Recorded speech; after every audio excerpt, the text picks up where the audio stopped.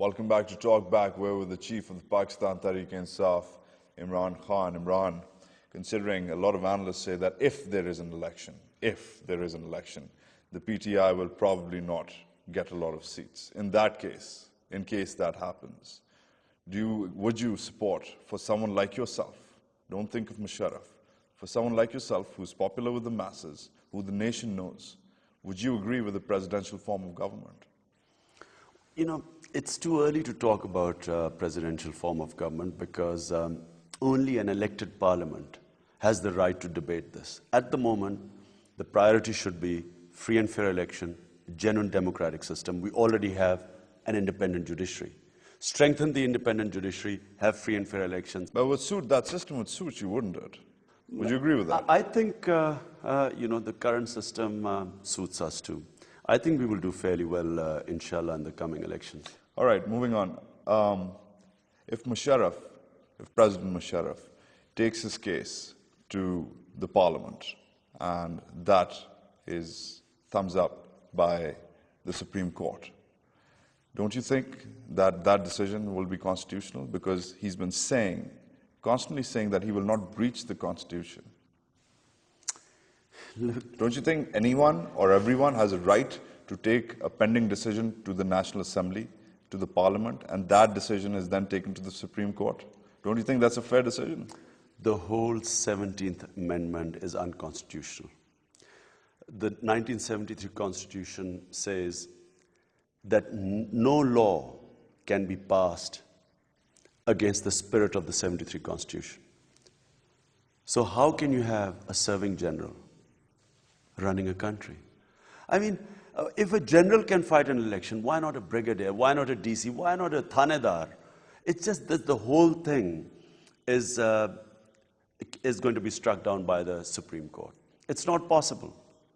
And I think even the Q League, which supports general, I think even that will not, you'll find that even that will not support him. Back in the day, Hamid Gul was an accomplice with the PTI.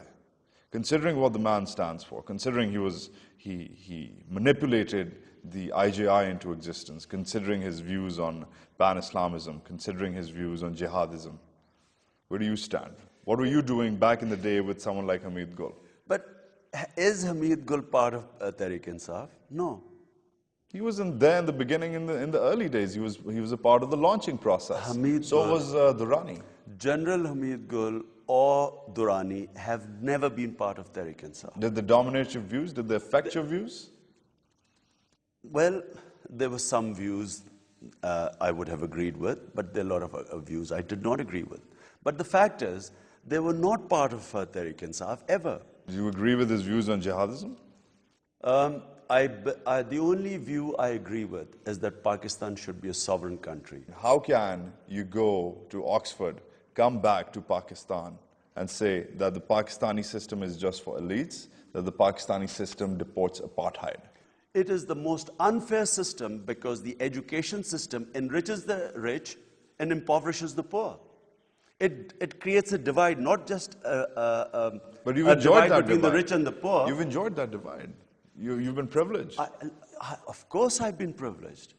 But that doesn't mean that I should not have the fairness in me or the sense of fairness to condemn a system which is anti the majority of the population, which is basically apartheid. This is apartheid. That the poor man's son or daughter cannot come up in Pakistan. In fact, the elite should speak out against this. If India could synthesize its education system, if Malaysia could, if Singapore could, all colonial systems, why have we, rather than improve the system, we've actually made it worse? We've actually made the divide much worse. And so we have a system where we have the elite, who we spend most amount of money, completely divorced from the majority of the population. People question the veracity of where you're coming from. But you know, it's like... It's contradictory. But it's like the Labour Party in Britain was formed by the aristocracy, not by the labor unions. The aristocracy, people who had compassion, who realized that the system was unjust, they formed the Labour Party for the rights of the common man. So, but this is not the Labour Party. No. You're not facing off with the Tories. What I'm saying is you're facing off with people who question the veracity of your argument. They say you are a bowl full of contradictions. No, but this is exactly what could have been said about the aristocracy, that here they were privileged elite. Why were they talking about the labor? So I'm saying this argument is deeply flawed. Anyone can have a sense of fairness. Anyone can feel that a system is unjust, and we should try and change it, make it more just. I mean, if there is no welfare state in Pakistan, and I am from the privileged classes, does this mean that we should enforce, people like me should say, no, the system should stay? Whether a tiny rich elite and the majority should wallow in poverty? You've been a big advocate of the Jirga system. Why? Well, considering your manifesto says, this is right out of your manifesto, the parallel judicial systems will be dispensed with. Isn't a Jirga system a parallel judicial system? People must understand what I'm talking about when I say the Jirga and the Panchayat system. What is happening in Pakistan since the British came? They made session courts. When they made session courts, the justice system went away from the village and sort of went into a larger area, okay? Now, as long as the justice system stayed in the village, people had justice at the doorsteps. I'm talking about the common man now. At the moment, what is happening in Pakistan, in the villages, people are deprived of justice. They can't afford a lawyer. They are stuck with the Thana. Remember, the Thana is a force of oppression in Pakistan. Go in the rural areas and you'll find out. And the small cases which involve land, which petty disputes, cannot be resolved. And that's where the Thana comes in, and poor people are deprived of justice. But this is what happens. This is a June 5th headline just this year. The headline says, the story says, a woman and 3 men were publicly executed in Bara on Monday after Jirga found them guilty of adultery. They were shot dead with Kalashnikovs. This is what your Jirga does. Okay. This is one of the effects of the Jirga. Now, first of all, you must understand that what is happening in Sindh, when most of the time you hear the Jirga has announced this, or woman is being stripped, or so on and so forth, completely unfair, completely unjust, completely against civilized norms, and there's a big hue and cry. But, you know, the issue you must understand is that the Jirga itself is not responsible for this. It's just a local council. For instance, if a court of law in Pakistan gives a bad decision, an unjust decision, favors the rich, which it does all the time, do you abolish the courts or do you reform the courts? Do you abolish them or do you reform them? You reform them. Similarly, if a Jirga makes a decision like this in the tribal area, you should be reforming them. But you don't abolish local councils. You don't abolish local jury systems. All you do is you make laws. This is the sort of decisions they're giving. I can give you worse decisions which are given by your lower courts in Pakistan. Hold on. No, you must understand what I'm talking about. In your lower judiciary today, which is considered one of the most corrupt anywhere, in your thanas today, there are abuses going on every day. Every day there are abuses going on. Do you abolish your thanas and your lower courts, or do you reform them? Similarly, when I talk about, you understand what I'm talking about.